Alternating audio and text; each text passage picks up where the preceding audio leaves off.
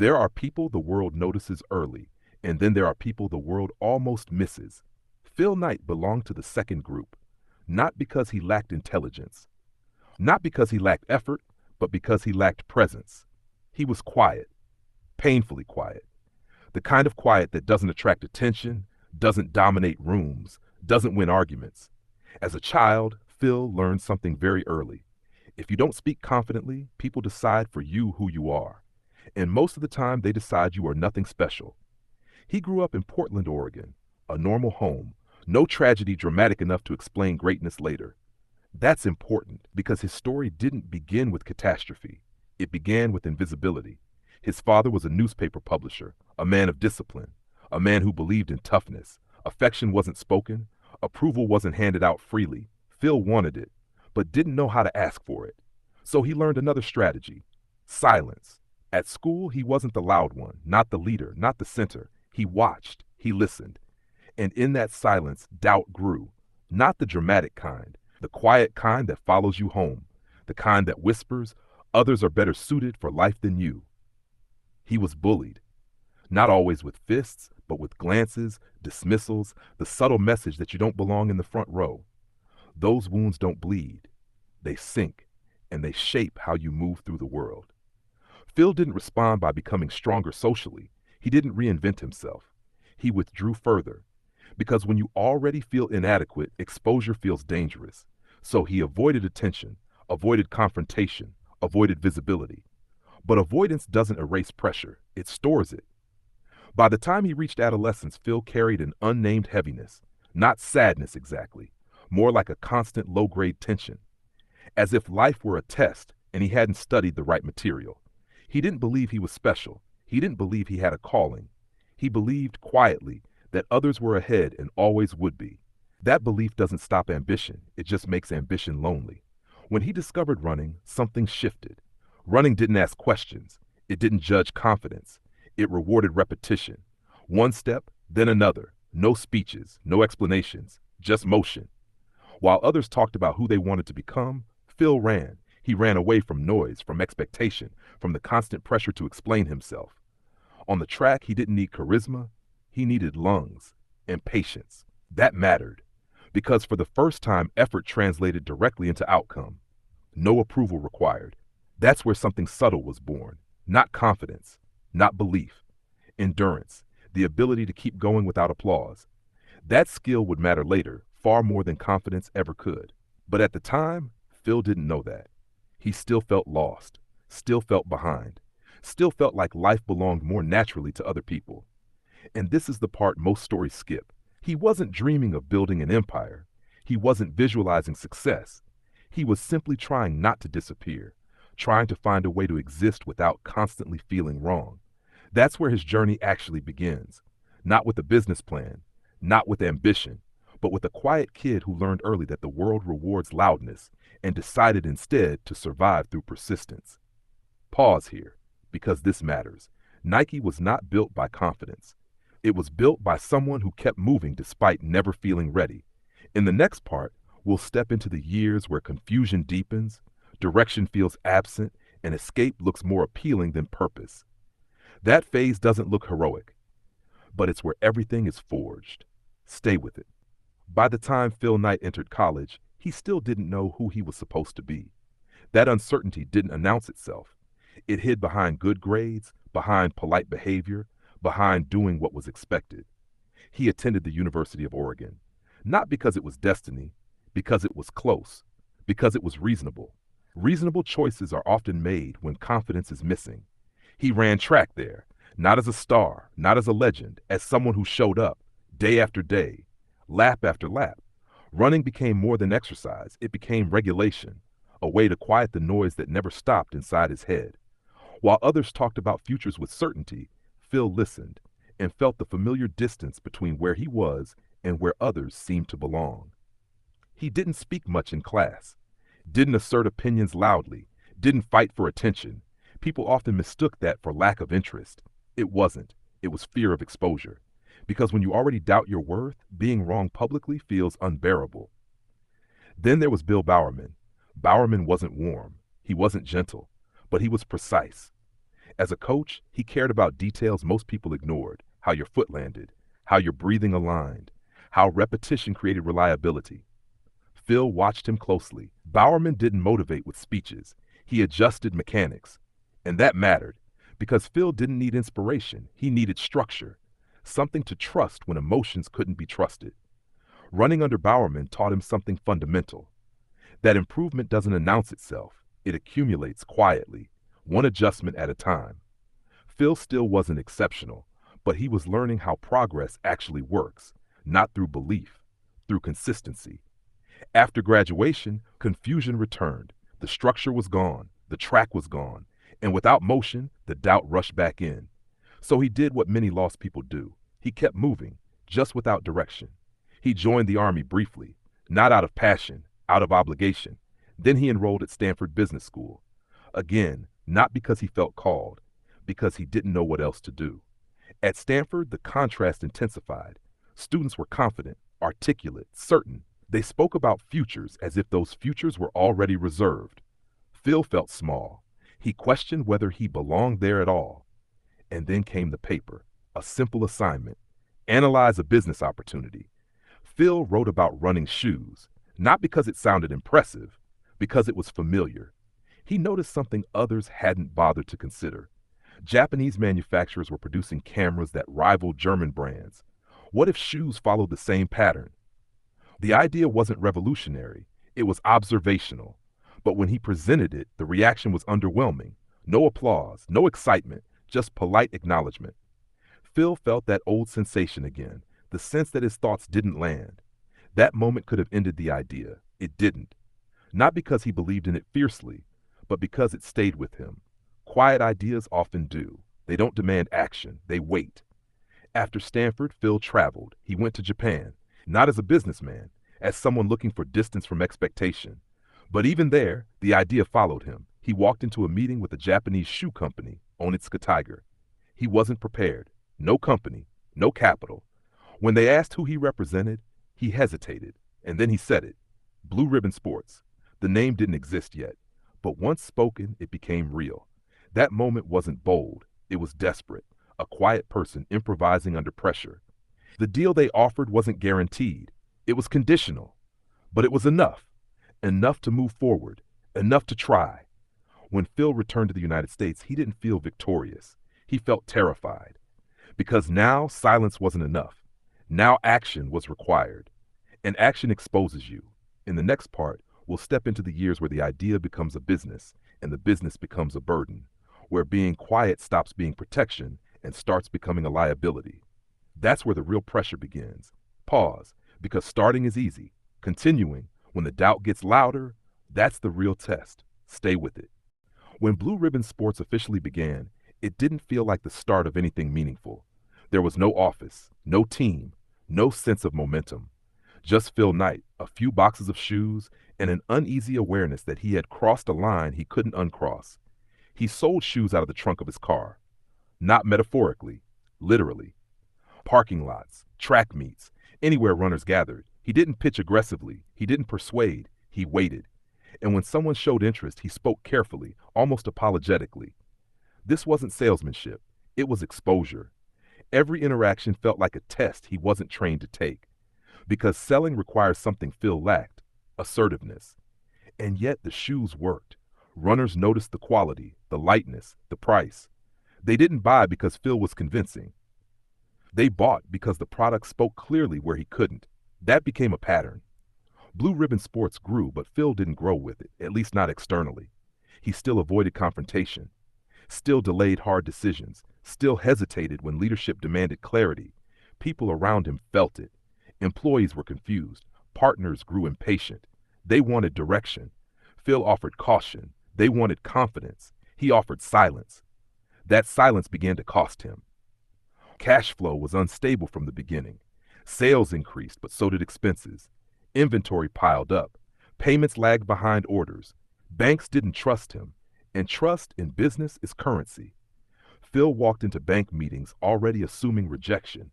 That posture doesn't inspire confidence. Loans were denied. Credit lines tightened. Each refusal added weight to an already heavy mind. At night, he lay awake, calculating numbers that never quite aligned. Revenue wasn't the problem. Timing was. Money arrived late. Bills arrived early. That gap became his constant companion. To outsiders, Blue Ribbon Sports looked promising. Inside, it felt fragile. One missed shipment, one delayed payment, one wrong decision. Collapse always felt near. And here's the truth Phil didn't admit then. He was depressed. Not dramatically, not visibly, but in the quiet way that drains color from days. He functioned. He showed up. But joy was absent. There were moments when he wondered if the world was correct all along, that maybe this wasn't meant for him, that maybe he should step aside and let louder, stronger people lead. Those thoughts didn't scream. They whispered, and whispers are dangerous because they sound reasonable. Still, he didn't quit, not because he felt brave, because quitting would have required a decision, and decisions were exactly what he struggled with most. So he defaulted to continuation. Day after day, order after order, problem after problem. That's how Blue Ribbon Sports survived its early years. Not through vision, not through leadership brilliance, through inertia, momentum created by refusing to stop. Then the pressure intensified. Onitsuka Tiger, the company supplying the shoes, began to change.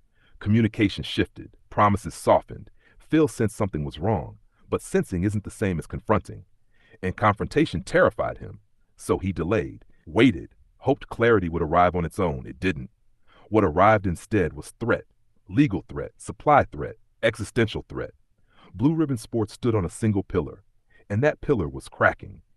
In the next part, we enter the phase where survival is no longer abstract, where betrayal forces choice, where silence stops protecting and starts suffocating. This is where Phil Knight is cornered, by circumstance, by his own nature, and by time. Pause here. Because many businesses don't fail from bad ideas. They fail because the founder doesn't change fast enough. Stay with me. This is where everything tightens. The warning signs had been there for a while. Emails took longer to return. Shipments arrived later than promised. Conversations with Onitsuka Tiger felt guarded. Phil sensed it. But sensing danger and acting on it are very different things. For someone like him, conflict didn't spark adrenaline. It drained him. So he waited. He told himself he needed more information, more certainty, more time.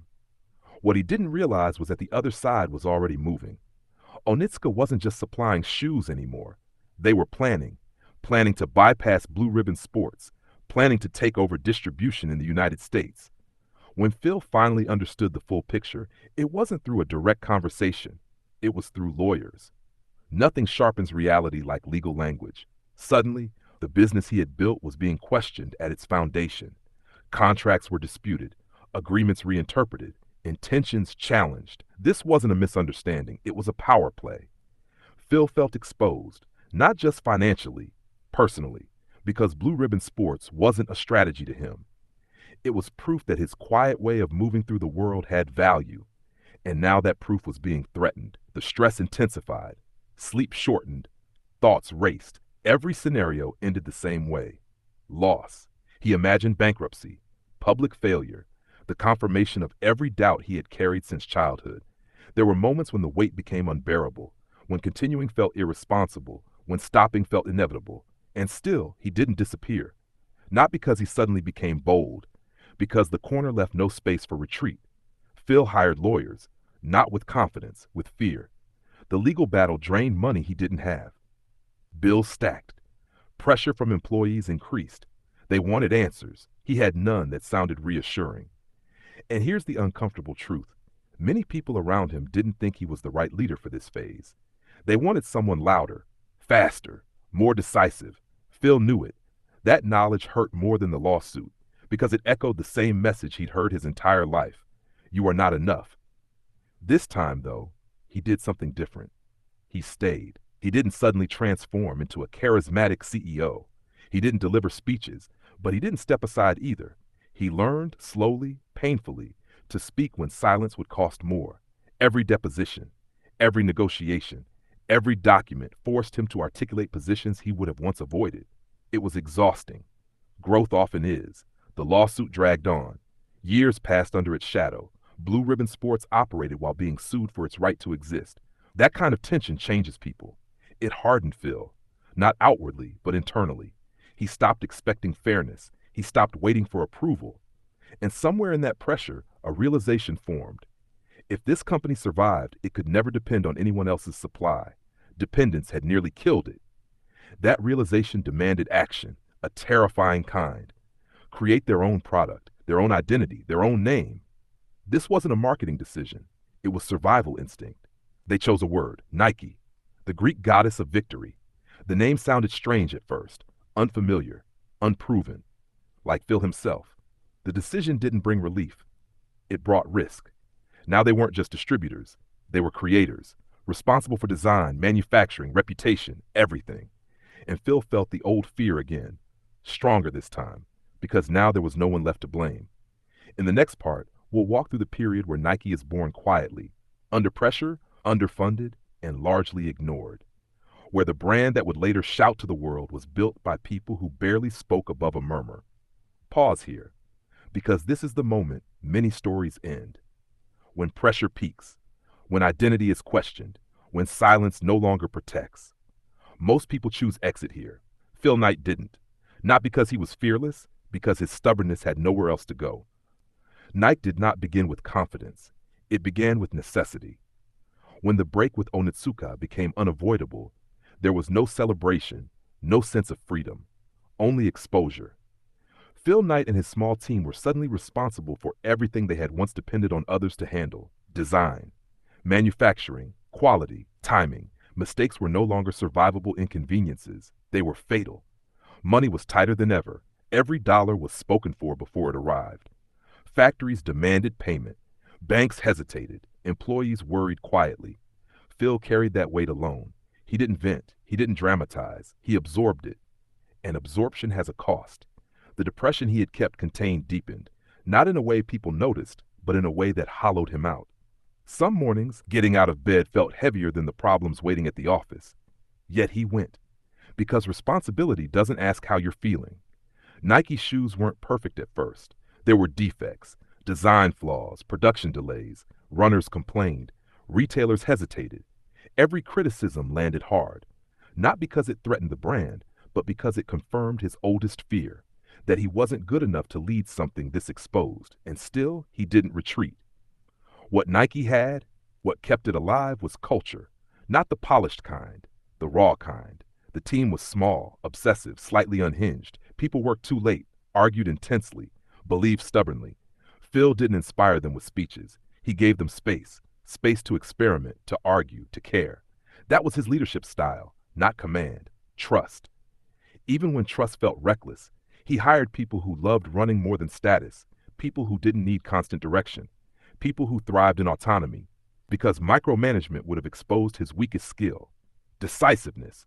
So he built a system that didn't require him to be someone he wasn't. That decision saved Nike.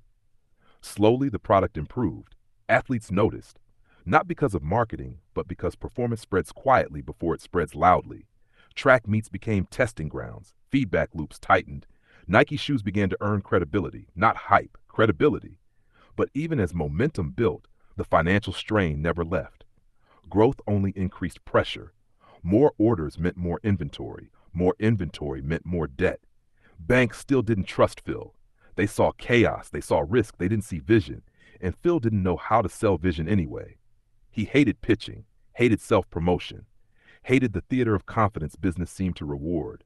So he endured, meeting after meeting, rejection after rejection, smiling politely while internally bracing for collapse. At times, he wondered if Nike was succeeding despite him, not because of him. That thought haunted him. But it didn't stop him, because by now, quitting wasn't just personal failure. It would mean abandoning the people who had trusted his silence. And that mattered. In the next part, we reach the phase where Nike begins to be noticed, not universally, not safely, but unmistakably, where attention arrives before stability, and where Phil Knight is forced to confront a new challenge: being seen. For someone who survived through invisibility, visibility is not a gift, it is a threat. Pause here, because building something quietly is one thing. Standing behind it, when the world starts watching, that's another test entirely. Stay with it. Attention did not arrive politely. It came suddenly, unevenly, without permission. Nike didn't explode into popularity. It leaked into awareness. Athletes started wearing the shoes not because they were paid, but because they worked. Runners talk to runners. Performance spreads in whispers long before it becomes marketing.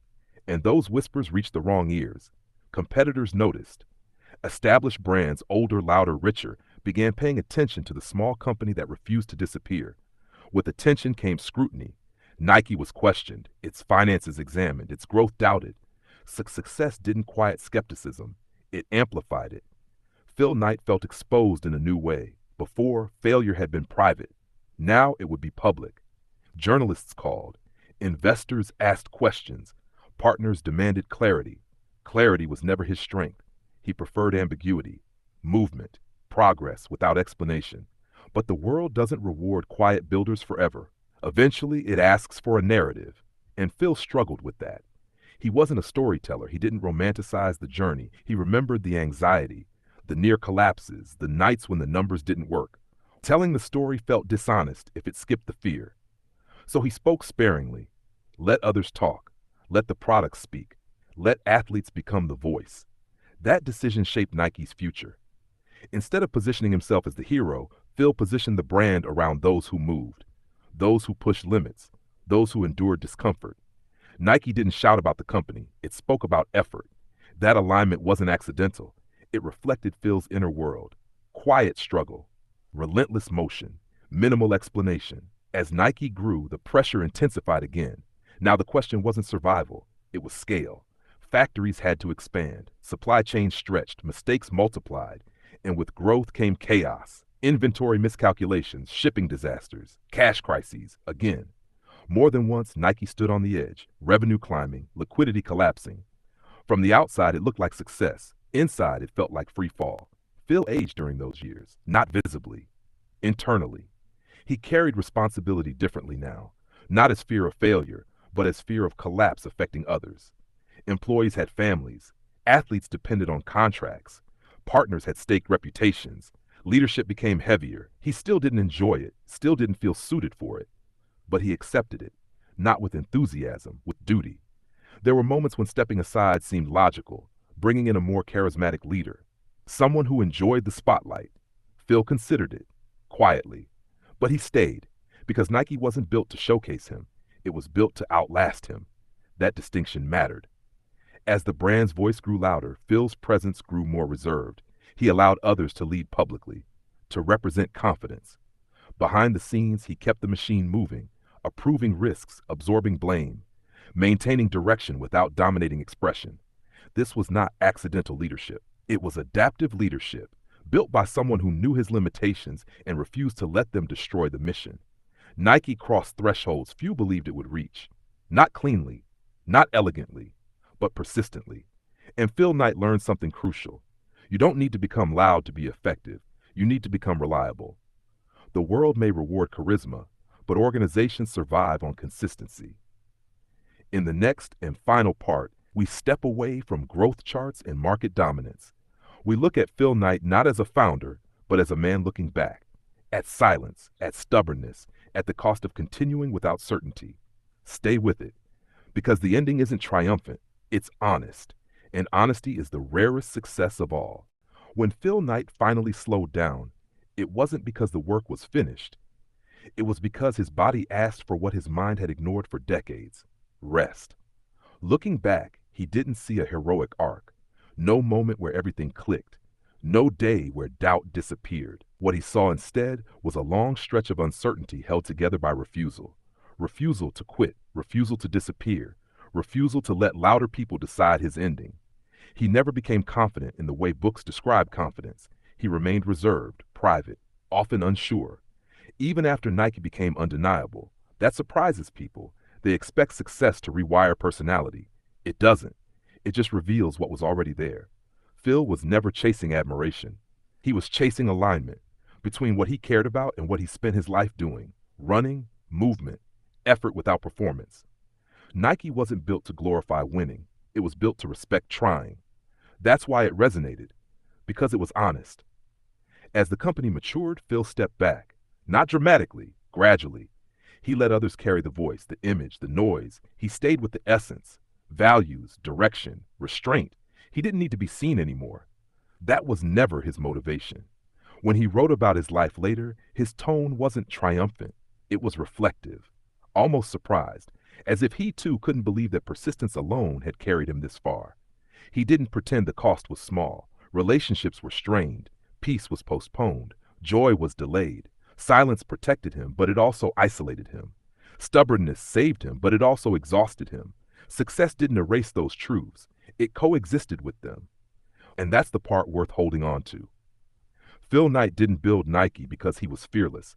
He built it because fear didn't stop him from moving. He didn't win by believing in himself. He won by continuing when belief was unavailable. That matters, because many people wait for confidence before they act. Phil acted without it, quietly, imperfectly, relentlessly. If there is a lesson here, it isn't dream big. It's smaller than that. It's this: if you are quiet, you don't need to become loud. If you are unsure, you don't need certainty. If you are tired, you don't need inspiration. You only need to not quit today. Phil Knight did that thousands of times. And one day the accumulation became visible. Not because he demanded recognition, but because he outlasted doubt. This was never a story about shoes. It was a story about a person who didn't fit the mold and refused to disappear because of it. Bullied, broke, depressed, still moving. That combination built Nike. And it can build something else too, quietly, wherever you are standing now. Pause. Let that sit. Because some lives are not meant to be loud. They are meant to endure.